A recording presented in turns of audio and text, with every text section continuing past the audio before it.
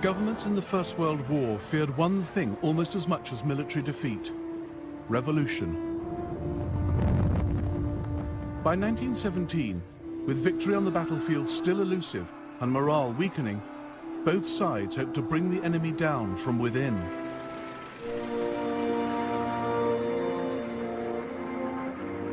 Strikes and unrest were sparks to be fanned into revolution, transforming the war.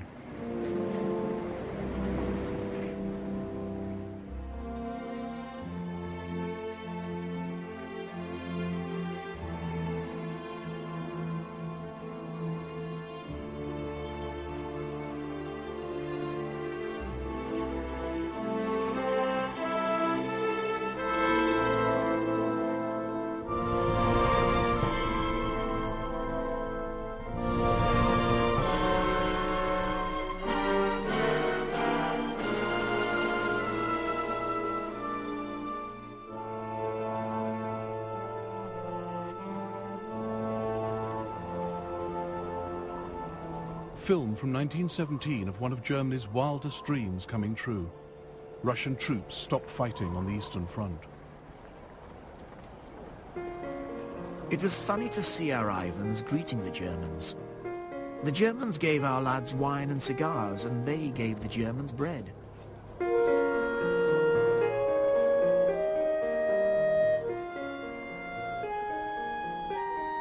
It turned out that one of the Germans had a camera. He told us to stand in a line and took a picture.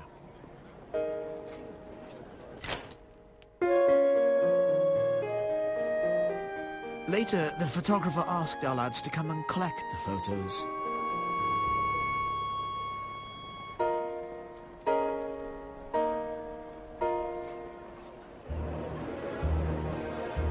Governments worried how to contain war weariness, prevent discontent growing mutinous, stop mutiny becoming revolution.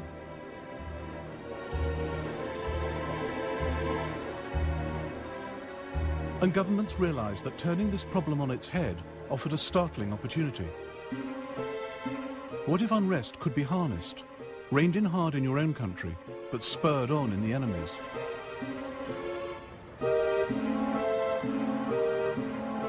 In Cairo and Dublin, Petrograd and Zurich, the Allies and Germans set agents working to exploit unrest and foment revolution.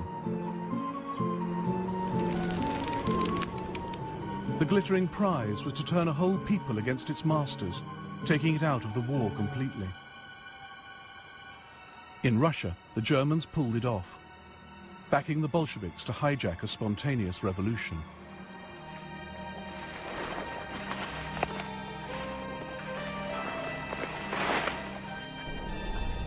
Russia in 1917 was war-weary.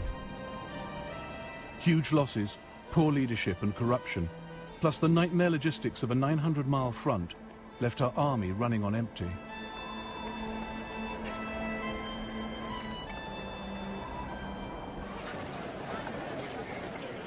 I don't know whether Russia's dream of destroying Germany will ever come true. Probably not. We have nothing to fight with. No rifles, no mortars, no explosives, no boots, no overcoats. Nothing.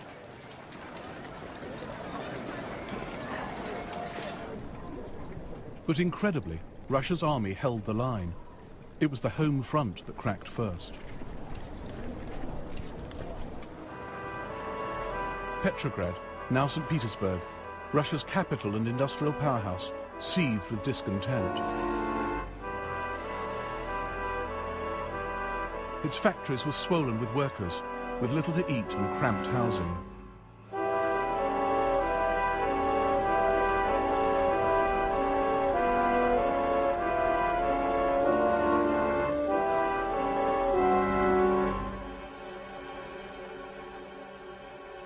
A demonstration on the 8th of March 1917 began peacefully. It was a glorious sunny frosty day, and all the people were in an excellent mood. They were singing the Marseillaise and asking for bread.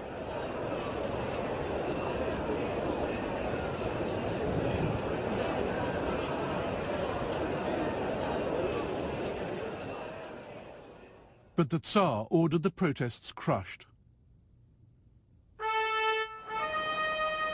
On Znamenskaya Square, in the heart of Petrograd, the killing began. Sergeant Sergei Kapichnikov was there. The ensign ordered the bugler to play 3 signals. Then he commanded, "Rifles, ready, aim, fire." Everybody scattered. One man was down. A woman fell.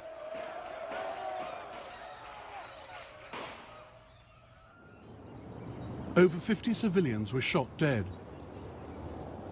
The massacre forced Petrograd soldiers to choose whom to defend, the people or the Tsar. Back in barracks, Sergei Kapichnikov spoke to his comrades. It would be better to die with honor than obey any further orders to shoot into the crowds. Our fathers, mothers, sisters, brothers and brides are begging for bread. Are we going to kill them?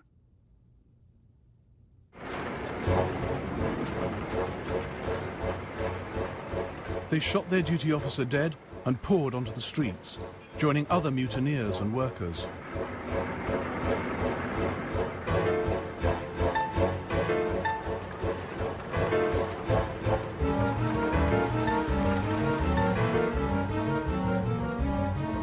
British journalist Arthur Ransom cabled his office in London. About 200 persons killed. Stop. Local police chief lying dead. Stop. Revolution definitely begun.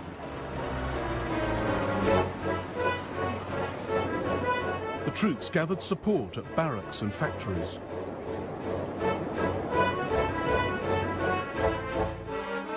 They seized the city centre, set up barricades, occupied railway stations and the telephone exchange. Britain's military attaché, Sir Alfred Knox, was in the artillery administration when the building came under attack.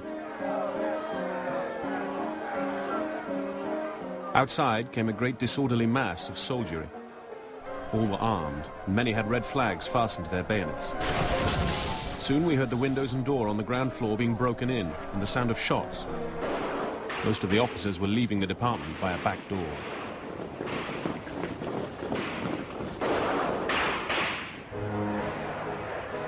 In a matter of days, the Tsar's regime was spinning into freefall.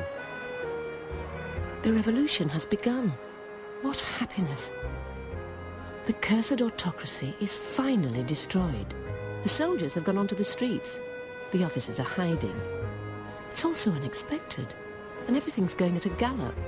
We've all gone mad with joy.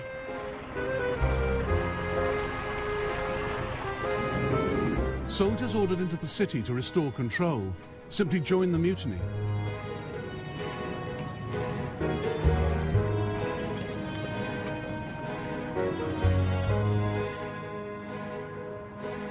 The Tsar was forced to abdicate, and a provisional government formed at the Taurida Palace.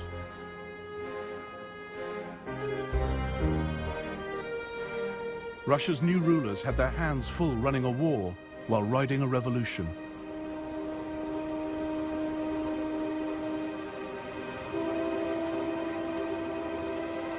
Germany looked to exploit the turmoil in Russia. And Russia's allies, Britain and France, crossed their fingers. They too had experienced worker discontent. March 1916. Londoners gather at Tower Hill to protest against conscription.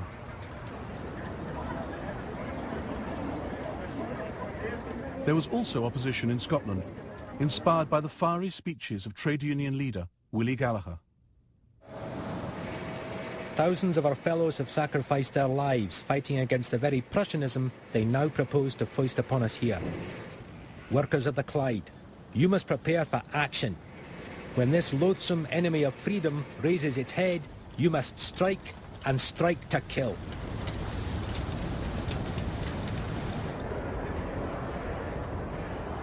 Workers marched down Whitehall for better wages and lower prices. Around 17 million working days were lost to strikes in Britain between 1915 and 1918. There were strikes by miners in South Wales, engineers in Coventry, Sheffield and Manchester, and shipbuilders on Teesside, Tyneside and the Clyde. The army kept 200,000 troops in Britain to guard against invasion and civilian uprising.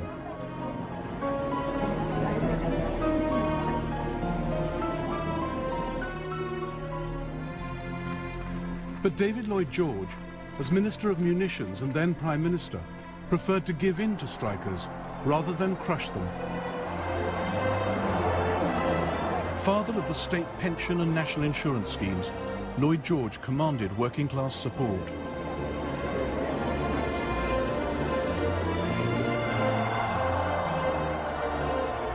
He used concession, not confrontation, to maintain industrial output.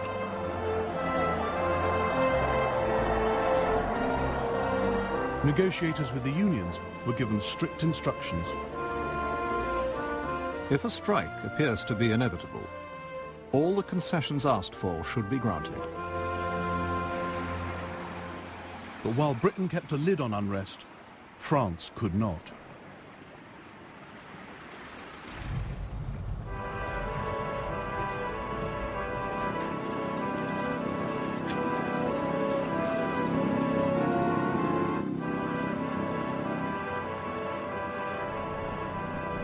Throughout the First World War, Paris lived under the shadow of German invasion.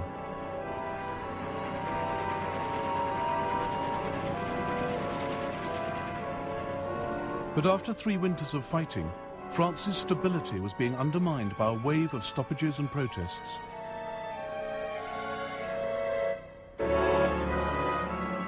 Many of the dissenters were women who couldn't be intimidated by the threat of military service.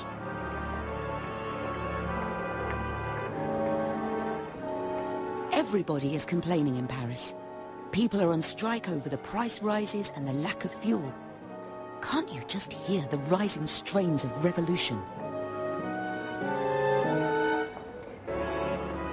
These troubles are justified, because while the people work themselves to death to scrape a living, the bosses and big industrialists are growing fat in record time.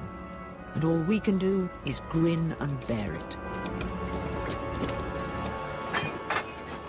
These ideas did reach the front, but what pushed the French army towards mutiny in 1917 was a history of poorly planned and ill-conducted battles. The final straw was a doomed attack devised by its own commander-in-chief, General Robert Georges Nivelle. The offensive alone can give victory. The defensive gives only defeat and shame. On the 16th of April 1917, Nivelle ordered over 1 million Frenchmen to attack a heavily defended German-held ridge known as the Chemin des Dames.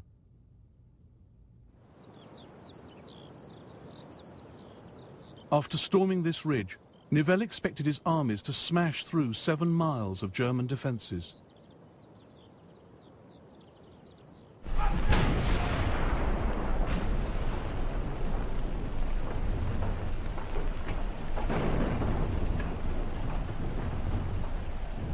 We were faced by a forest of wire. Machine guns appeared everywhere. There were traps of every description. The ground was impassable.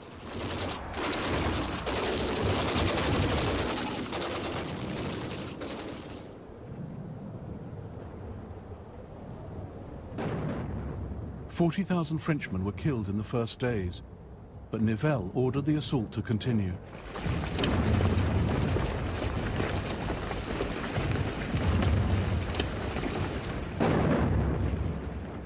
Casualties reached 150,000 by the 5th of May.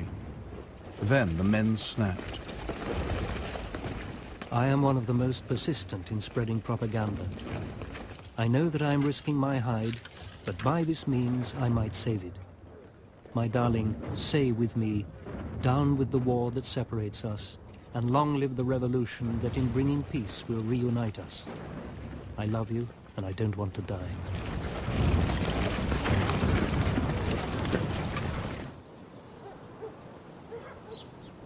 The village of Coeuvres, 20 miles south of the Chemin des Dames. The mayor watched what happened when the 370th Infantry Regiment was ordered to the front.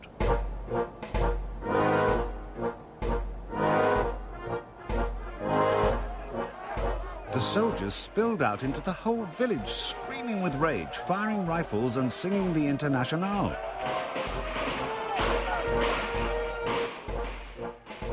Towards morning, they formed columns and made their way to the woods.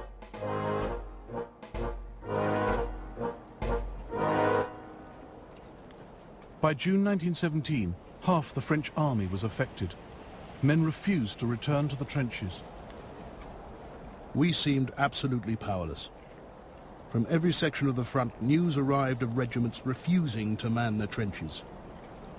The slightest German attack would have been enough to tumble down our house of cards and bring the enemy to Paris.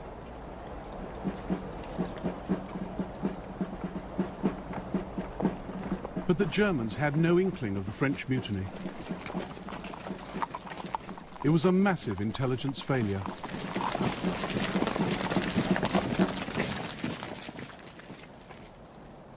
Four days after their mutiny, the troops from Coeuvres gave themselves up at a nearby village.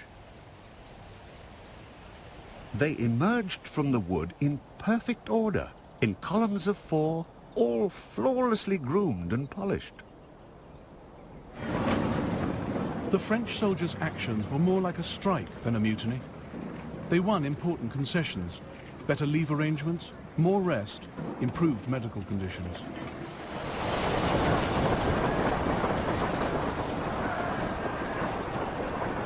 All we wanted was to call the government's attention to us. Make it see that we're men, and not beasts for the slaughterhouse.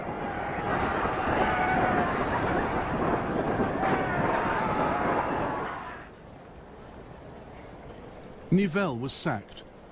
His replacement, General Philippe Pétain, reversed French strategy, making defense the order of the day. The men were given patriotic instruction and reminded why they were fighting. But Pétain also knew that discipline had to be restored. The tactic was to execute a few, but force thousands to watch.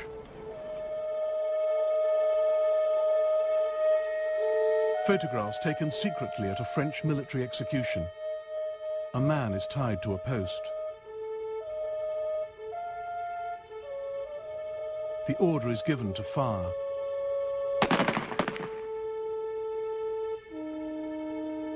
Soldiers are paraded past the body.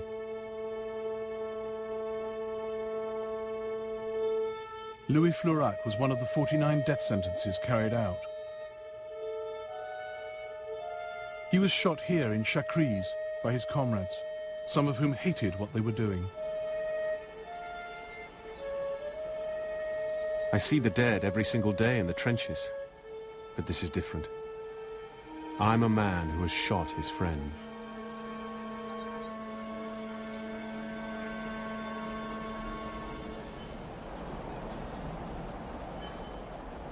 Italy's soldiers were also growing war-weary. But unlike its French counterpart, the Italian High Command saw punishment as the only way to maintain morale. Chief of Staff General Cadorna was merciless. Every soldier must be convinced of the fact that his superior has the sacred duty to shoot all cowards and recalcitrants immediately.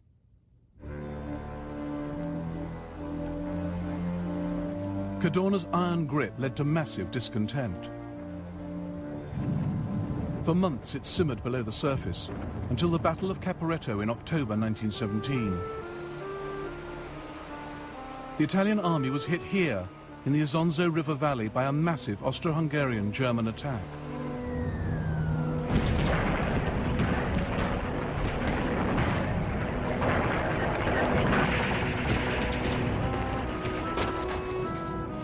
Resistance in armies took many forms. The Italians didn't openly refuse to fight. They just began surrendering to the enemy en masse. By dawn we were surrounded, and the Germans finally took us all prisoner, and we were happy because we had saved our lives. Farewell, Italy. Farewell, family. I am now in the hands of the Germans.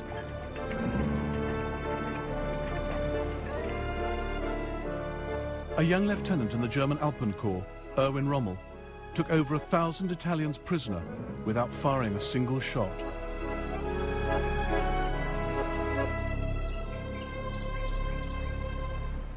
The soldiers threw away their weapons and hurried to me. In an instant I was surrounded and hoisted onto Italian shoulders. Evviva Germania sounded from 1,000 throats. An Italian officer who hesitated to surrender was shot down by his own troops. For the Italians on Mersley Peak, the war was over. They shouted with joy. I am writing this at 11 o'clock at night, most comfortably ensconced in the Italian officers' mess. There is a huge stock of delicious wines which we are getting through in record time, so I hope there is no question of a counterattack. We've captured machine guns, heavy artillery, and personal weapons. These are of the highest order, but show little sign of actual use.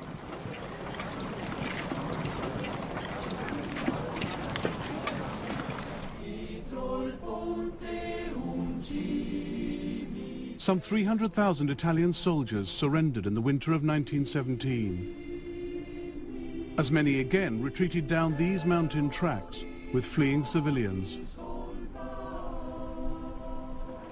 They stroll past with their hands in their pockets.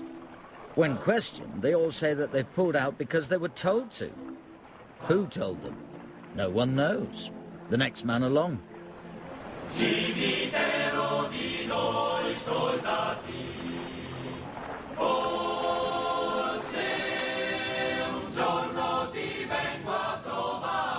What a terrible and heart-wrenching sight it was.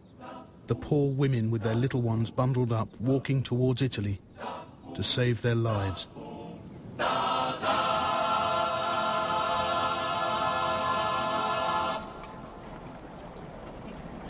Italy's High Command sacked General Cadorna and regained control by easing discipline and making concessions to the soldiers, as the French had done. But the price of unrest was high. The fighting strength of the Italian army had been halved. And while governments wrestled with unrest at home, they were also stirring up trouble abroad.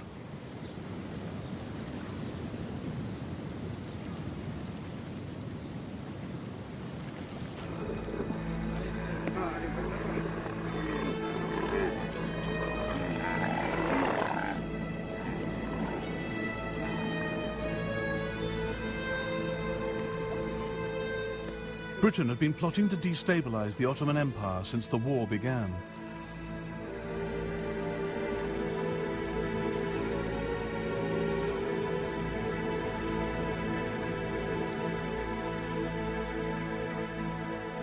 Ottoman Turkey was Germany's ally in the Middle East.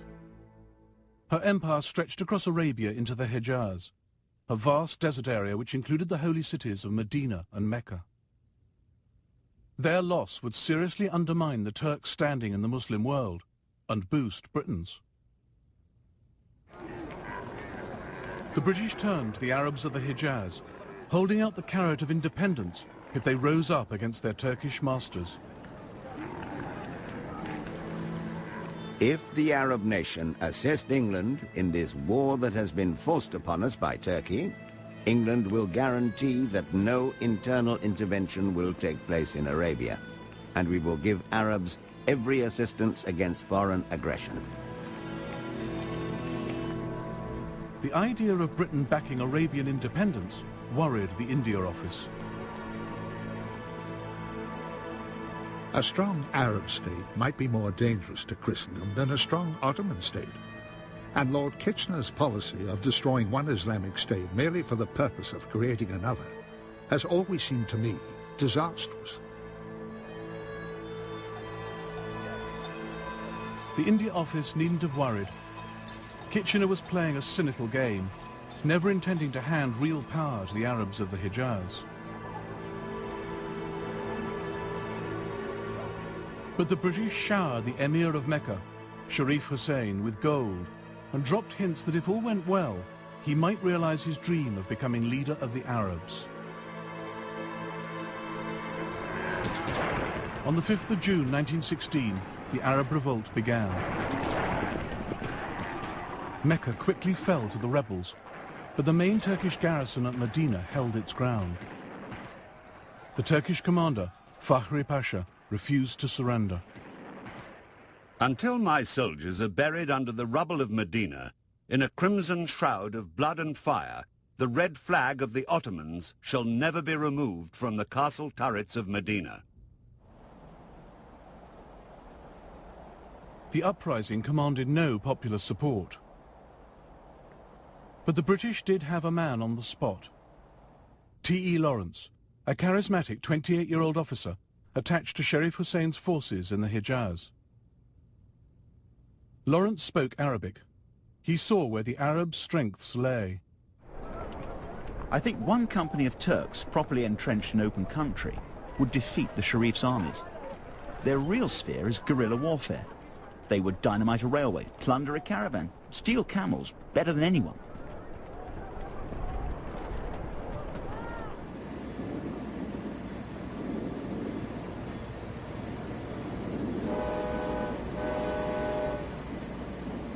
The Turks were most vulnerable along their stretched lines of communication. Lawrence and the Arabs became experts in railway sabotage.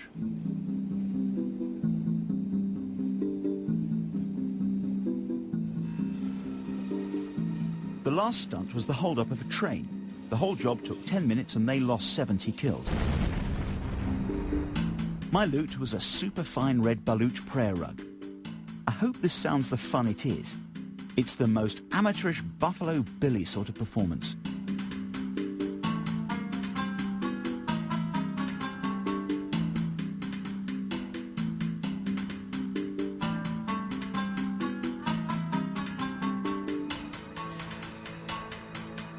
A German on the train saw the attack differently.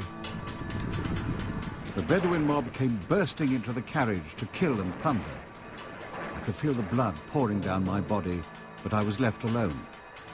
The thieves' minds were drawn towards looting, having killed 40 men, women and children and taken the rest captive.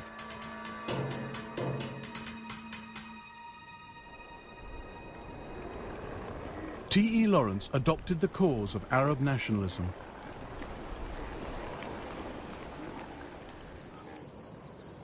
I hope that the Turkish flag may disappear from Arabia.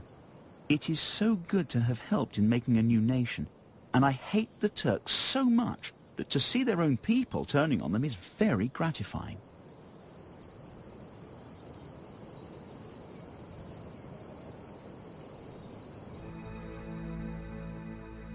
Lawrence now dressed as an Arab.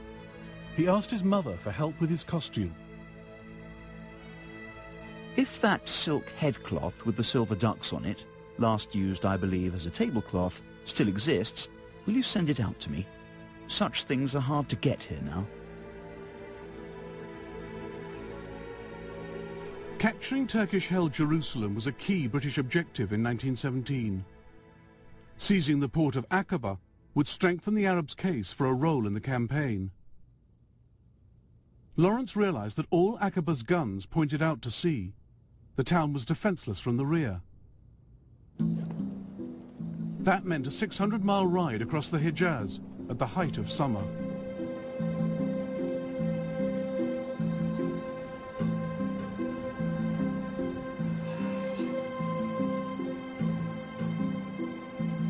Mudflats are purgatory. Sun reflects from them like mirror. Flame yellow, cutting into our eyes.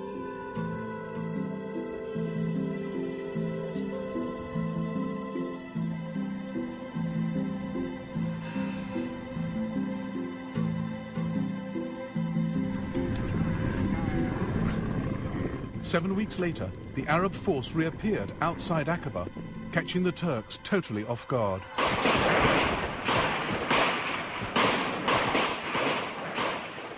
The town fell just 4 days later. The Middle East was stunned.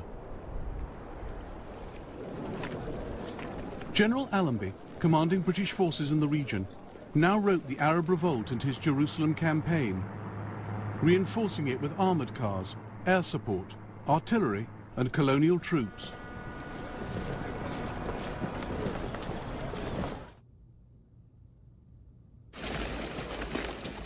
On the 11th of December 1917, Allenby entered Jerusalem on foot with his officers, including Lawrence.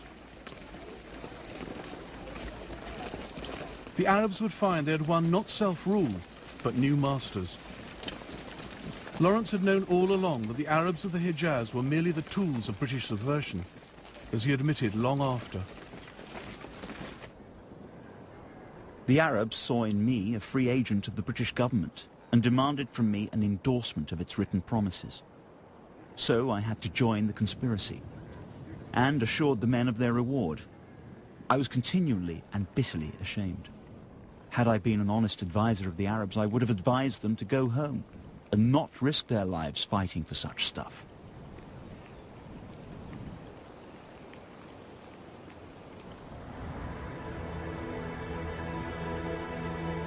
While Britain was sponsoring subversion against Germany's ally Turkey, she had her own weak spot right on her doorstep: Ireland.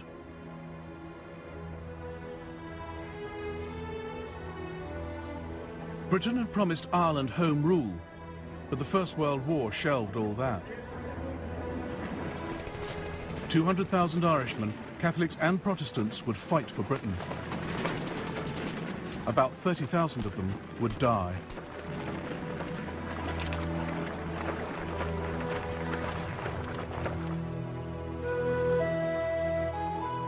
But the Irish Republican Brotherhood, forerunners of the IRA, believed England's difficulty was Ireland's opportunity.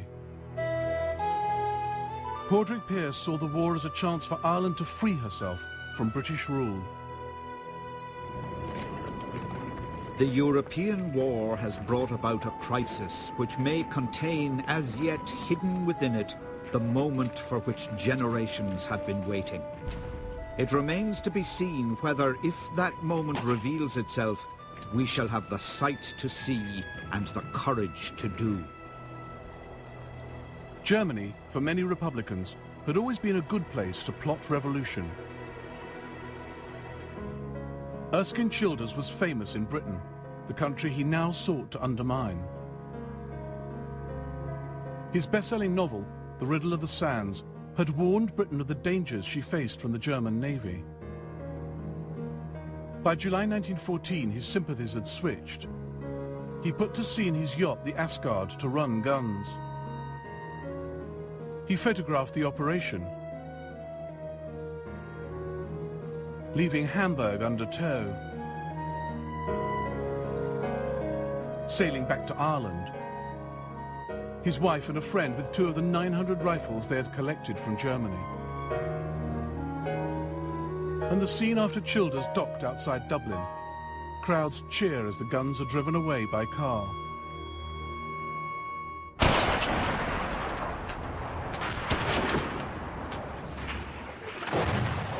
Two years later, the German guns were put to use when 1,600 Irish revolutionaries rose up in Dublin.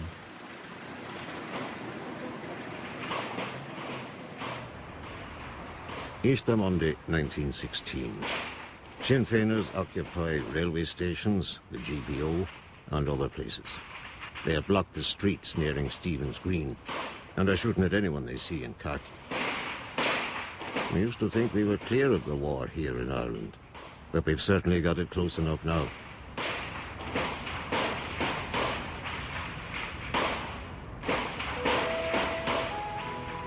The moment for which Padraig Pearse had been waiting had come. He read out the historic proclamation of the Irish Republic, a document which acknowledges the support of gallant allies in Europe. Who were these gallant allies, and what had they done?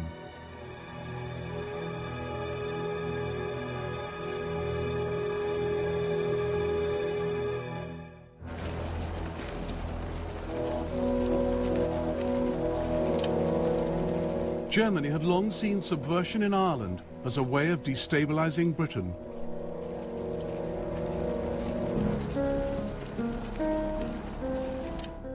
In August 1914, Sir Roger Casement, an Irish Republican and one-time darling of the British establishment, gave the Germans the opportunity they were looking for. he wrote to the Kaiser with an offer. We draw your Majesty's attention to the part that Ireland necessarily, if not openly, must play in this conflict. Ireland must be freed from British control. Thousands of Irishmen are prepared to do their part to aid the German cause, for they recognize that it is their own. Casement sailed for Berlin in disguise, and in the winter of 1914, he met Arthur Zimmermann, a future foreign minister, and the man in charge of Germany's subversive operations. Zimmermann was impressed by Casement and began to wonder if a small German landing on Irish soil might cause the British massive problems. His diplomats in America raised funds from the Irish community in New York. It is proposed to undertake an invasion with 25,000 troops with 50,000 extra guns. Then undoubtedly the cooperation of all Irish in the British Army will follow. There is strong friction between Irish and English in northern France. Zimmermann's uprising was to be four-pronged. The dispatch of German weapons to Irish rebels, the landing of a German expeditionary force on the west coast, German submarines to seize Dublin harbour, and diversionary Zeppelin bombing raids on London.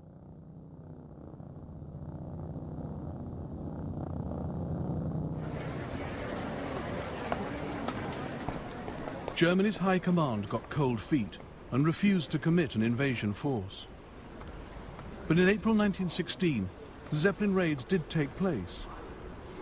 A submarine was sent to the west coast, and an arms boat carrying 20,000 rifles, 10 machine guns and 1 million rounds of ammunition was dispatched for Ireland under the command of Captain Carl Spindler.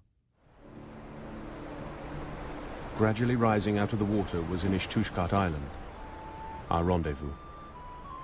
Within half an hour at the latest, the pilot boat must make her appearance.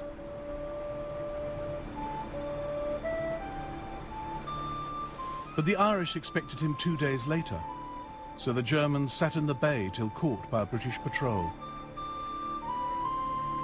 Captain Spindler scuttled his boat rather than surrender the arms. The German naval ensign was run up, bidding defiance to the British. Then there was a muffled explosion. Beams and splinters flew up in the air. The Oud sank with a loud hissing noise. The uprising's hope of success sank with the German arms. Many rebels now abandoned the project. But a hardcore minority, armed with the rifles Childers had brought in from Hamburg 2 years before, decided to make a symbolic gesture of defiance. On Easter Monday 1916, they seized key points in Dublin. The British responded with machine guns and artillery fire and shipped in 10,000 men from the mainland. Few Dubliners mourned the crushing of the rebellion. Guinness brewer Edward Phillips had his disused boilers converted into improvised armoured cars for the British. Rang up military and offered motor lorries. Gladly accepted. Sent out for drivers who lived close. They all consented. Over 1,000 civilians were caught in the crossfire. And as the British took the rebels into custody, the people of Dublin pelted them with vegetables and emptied chamber pots over their heads. Many had sons and fathers fighting on the Western Front and were outraged by the uprising's German connections. But now the British made a terrible blunder, throwing away their moral authority and transforming the Easter Rising into the seminal event of Irish statehood.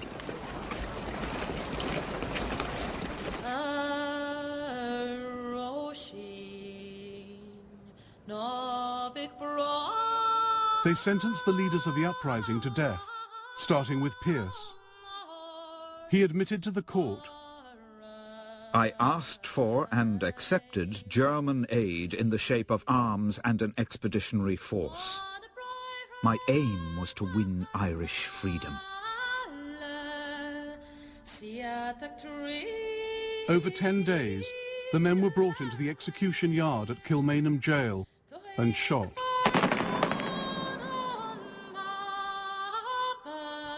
James Connolly was so wounded in the uprising that he had to be shot sitting down.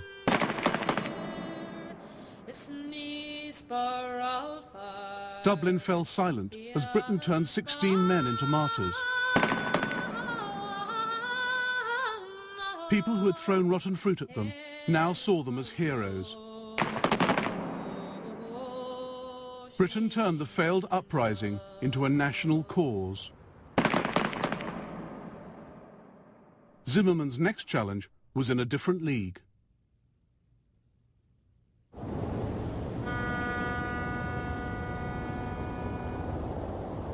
Could Germany exploit Russia's revolution of March 1917 to lever Russia out of the First World War? Almost all the ingredients were in place. A major civilian uprising, restless troops at the front, and a toothless leadership in the rear.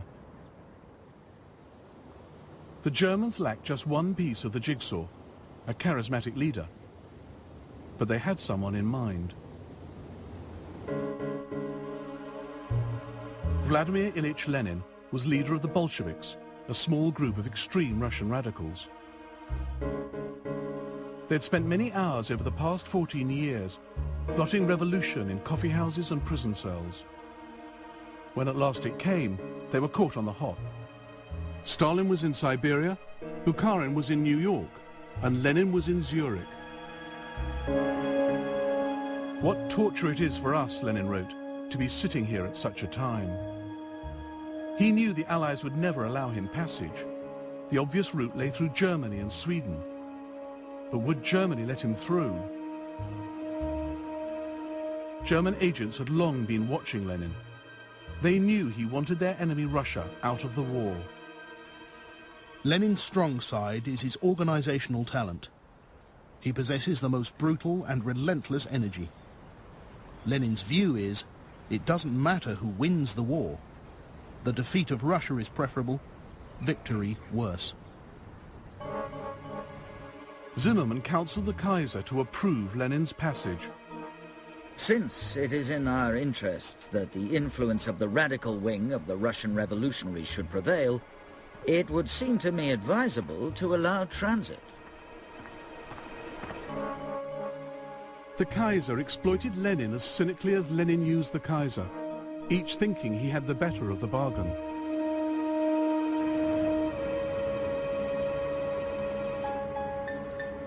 On the 10th of April 1917, Lenin, his wife Nadezhda Krupskaya, and his former mistress, Inessa Armand, boarded the train for Germany with other Bolsheviks. The Kaiser's paying for the journey, jeered rival Russian socialists. He'll be hanged as German spies. Lenin stood listening and smiled. "Hiss as much as you like," he said. "We Bolsheviks will shuffle your cards and spoil your game."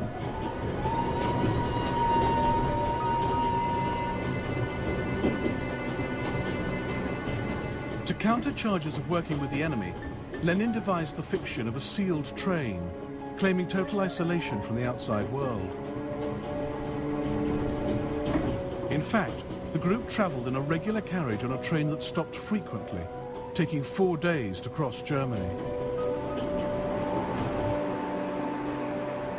Though the train halted in Berlin, there's no evidence that Lenin met any German representatives. He knew the Germans were giving money to his Bolshevik party, but avoided direct contact. Germany's greatest help to Lenin's cause was getting him back to Russia.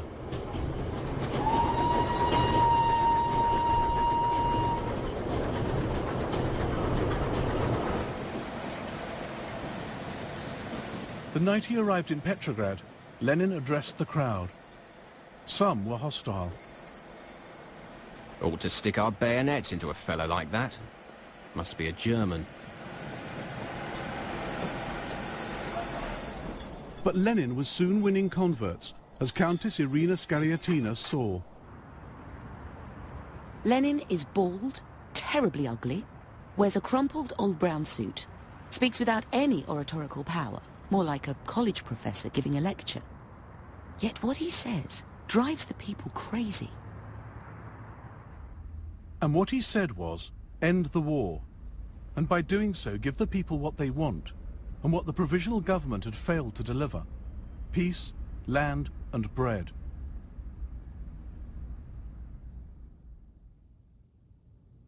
Zimmermann had agents in Petrograd, monitoring Lenin's progress. Lenin's entry into Russia successful. He is working exactly as we would wish. Just as the Germans hoped, Lenin's ideas spread to the front. The regiments have turned into hordes of bastards, holding meetings led by the Bolsheviks. Military life has come to a standstill. The soldiers want peace, no matter what the conditions are. They want to go home to work the land and enjoy the results of the revolution.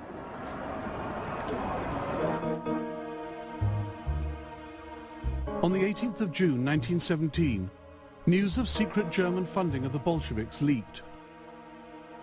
Lenin fled the city, heavily disguised. But the Bolsheviks countered claims that Lenin was a spy, using printing presses bought with German money. And they set about building worker support, helping arm the most militant to create the Red Guard.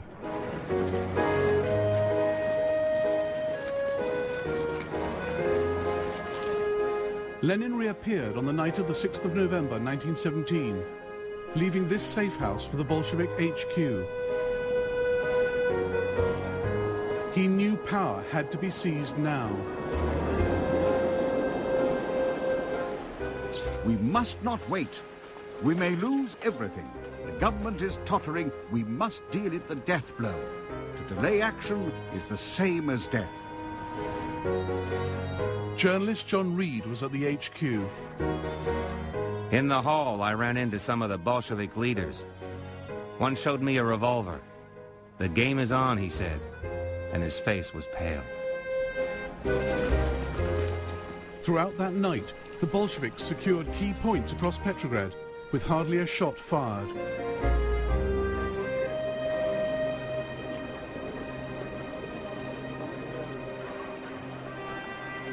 The city awoke to a new world order. I've just heard some stunning news. The provisional government has been overthrown. The telegraph wires are buzzing with decrees of the new Bolshevik government. All land is to be transferred to the people.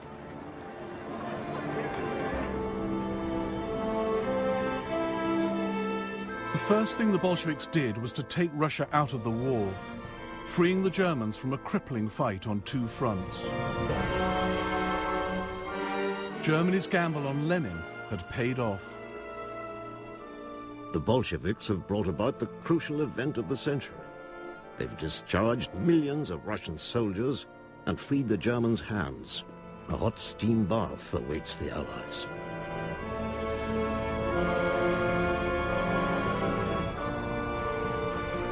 Revolution and subversion had released 44 German divisions for the Western Front.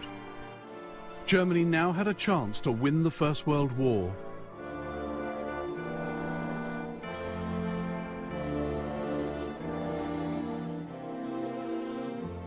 In the next episode of the First World War, Germany launches a huge offensive on the Western Front, but her alliances start to crumble.